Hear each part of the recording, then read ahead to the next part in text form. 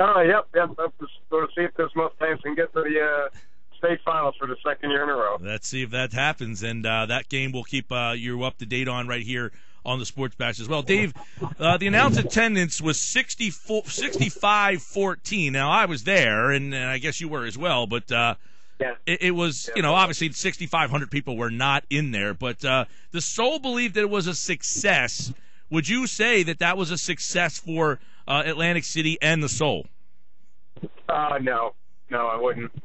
Based on attendance anyway, I'm really happy to hear that I was there when Ron Jaworski took the microphone and said he was going to be back next year and actually wants to play 2 games there. So I guess I know they had pretty low expectations, so I guess they weren't as disappointed as I was, but just because of the publicity that they gave the city and all the attention I thought that preceded the game, I was just very disappointed in the lack of support that the South Jersey football fans gave to the game. Right, you wrote in the piece over at Press of Atlantic City, what a disgrace. And, obviously, you said local sports fans have been complaining for years about the lack of events.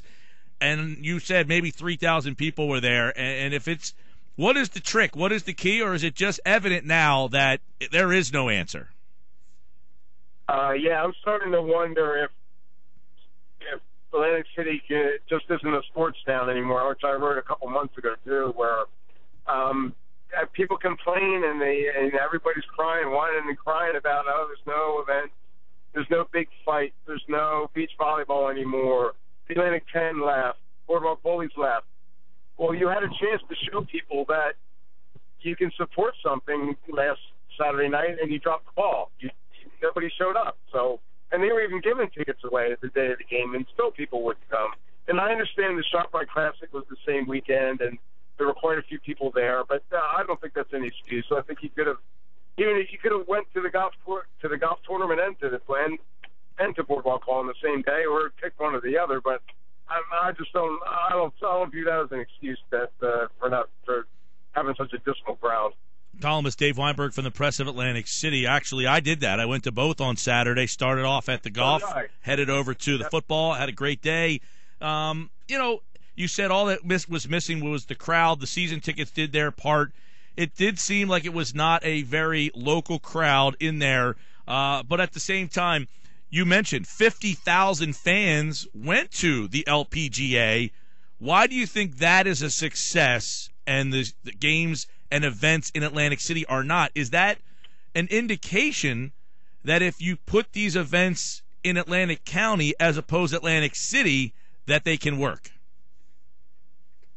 Maybe, although I think sponsorship has a lot to do with the ShopRite Classic. The fact that they have ShopRite at Ace, or they have a financial backing that allows them to really publicize the event. From what I understand, the majority of the fans that come to watch the ShopRite Classic are not from the area.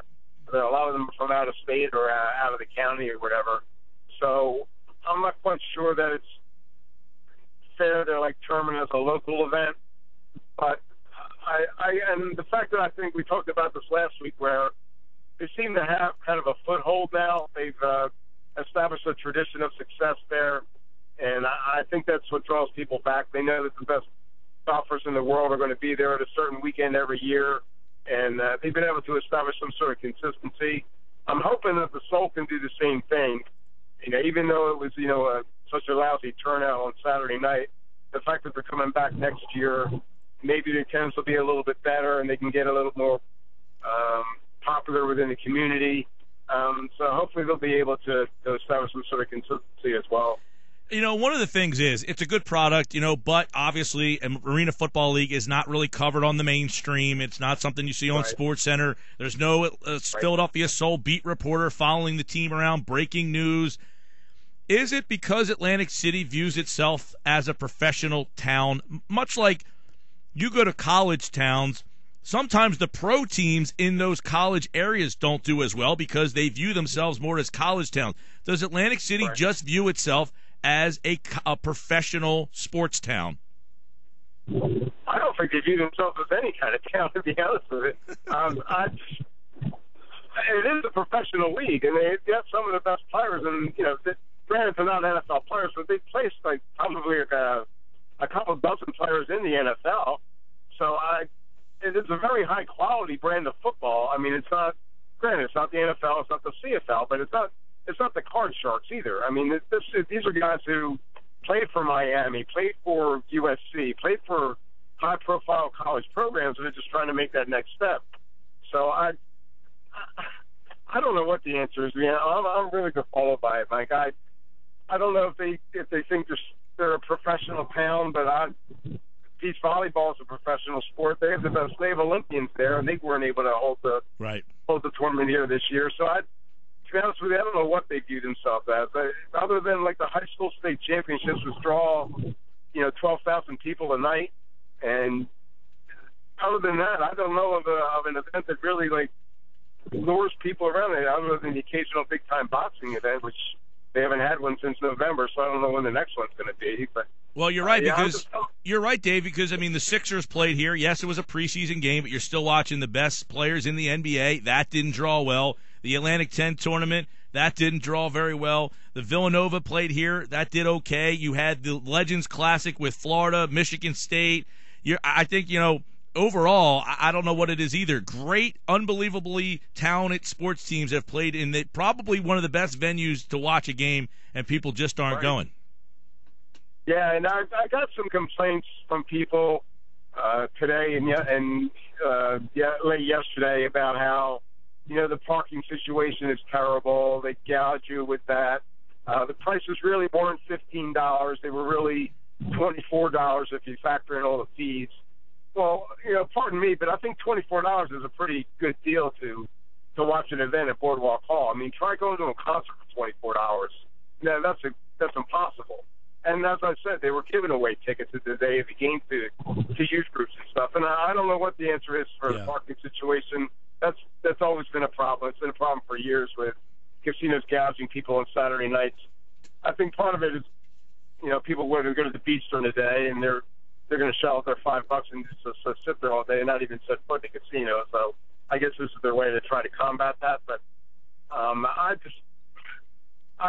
don't know what the answer is. I mean, it seems like people are doing all they can, especially the Soul. I mean, I thought they went above and beyond in terms of publicity and hype and trying to generate interest. And Tropicana really stepped up to help them. And I don't know. If that didn't work, I don't know what can. Yeah, that's a great point, Dave. I mean, they did a lot of stuff. I mean, it wasn't like they were cheap. They did advertising. They did TV. They did radio. They did newspaper. They were everywhere.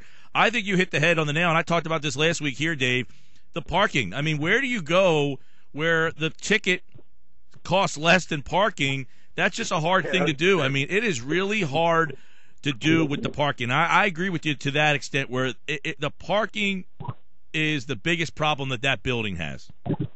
Yeah, and I don't know how you can, until somebody steps in from the city or, CRDA or the state or whatever to get them to at least relax the parking fees, then it's going to continue to be a problem. I don't know why they just don't do, like, Borgata, as far as I know, they've charged $5 since the day they opened. They've never raised it, and I don't know why they're able to make it so reasonable, and other casinos have to charge. I mean, I've driven by Caesars, and they're charging like $40 to park instead of $5. I mean, that's just outrageous, and they have to find a way to make it more reasonable, like you said. That is the major problem for them. Well, Dave Weinberg from the Press of Atlantic City. It's a really good piece. Check it out at pressofatlanticcity.com. While we have you, Dave, let's touch on a couple of quick Eagles things. Did you get a chance at all to see Sam Bradford the other day? I know he took part in the 7-on-7s, but there's been a lot of mixed reports on how he looks. Is he limping? Is he look anywhere near ready? You saw him yesterday. How'd he look?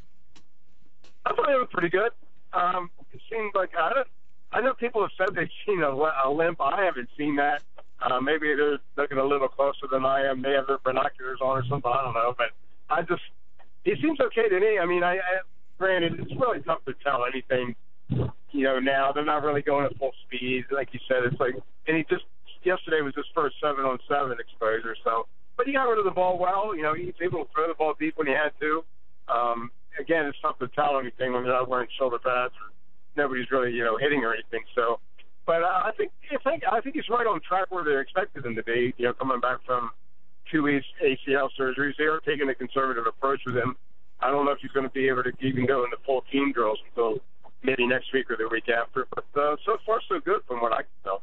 Yeah, it's weird that there is so many mixed reviews on him, but let's go to Michael Kendricks in that situation. He seemed a little uncertain about his future. Does it have the feeling that Kendricks is going to be here, or do you still think that something's coming for him? I think if they were going to trade him, they would have done it already. I think they're just going to let it play out. They're going to have him compete with D'Amico and with Kiko for playing time inside. I know he wants to start, and quite frankly, if he's healthy, I think he should. He's the rising star of that defense, along with maybe Kiko too, if he's healthy. I mean, D'Amico's a tremendous leader and does a lot for their defense and in the locker room as well. But he's on the north side of 30 now. He's also coming off his second torn Achilles tendon in his career, and I definitely don't think he's an every down linebacker anymore. So assuming Michael can stay healthy and focused, I think that he should be the starter. Dave, what about the safety spot? We see Walter Thurman's getting moved there, working out. Does he seem like he's comfortable? Yeah, he does so far. Yeah. I mean, it's really way too early to tell. They kind of shuffle guys in and out all the time. You even saw Matt Barkley taking rest with the first team offense yesterday. So it's kind of hard to really read into anything about who's playing where. I think Nolan Carroll has looked pretty well at the starting corner. I wouldn't be surprised if he winds up earning that position. I think he's having a year in the system. He seems like really comfortable with himself and learned a lot from last year. And I think he's a viable competitor for the starting corner. As far as safety, I guess Thurman, I guess he's the leading contender only because they really don't have a whole lot of options at this point. I mean, Earl Wolf hasn't been able to practice yet. Jalen Watkins, I guess, is going to take a shot at it. Chris Marigo is strictly a special teamer. I'm kind of confused why Eric Rowe isn't starting at safety instead of corner. Being the second-round draft pick, he played that position for 3 years in college. Yeah. But I guess they have a different plan for him than I thought. I felt the same way. I figure here's a guy who's played safety pretty comfortable. Then you move him to corner. You had Thurman who's played corner. Now you're moving him to safety. I don't know, maybe flip-flop those two guys. Or how about one of those sixth-round picks? Do any of those guys have a shot, or do you see one of those guys sliding over to play some safety?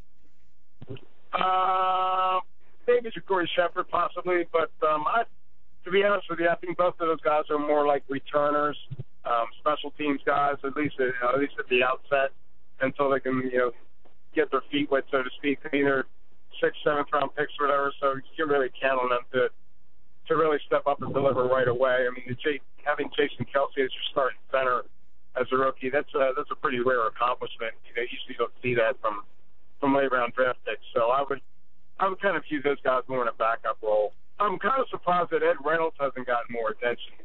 I mean, the fact that he spent all last year on the practice spot, a Stanford guy, so you have to think he's pretty intelligent as far as learning defensive systems and stuff. So I kind of thought that he might get a crack at that starting safety job, but he really hasn't yet. Dave Weinberg, columnist, Eagles reporter over at the Press of Atlantic City.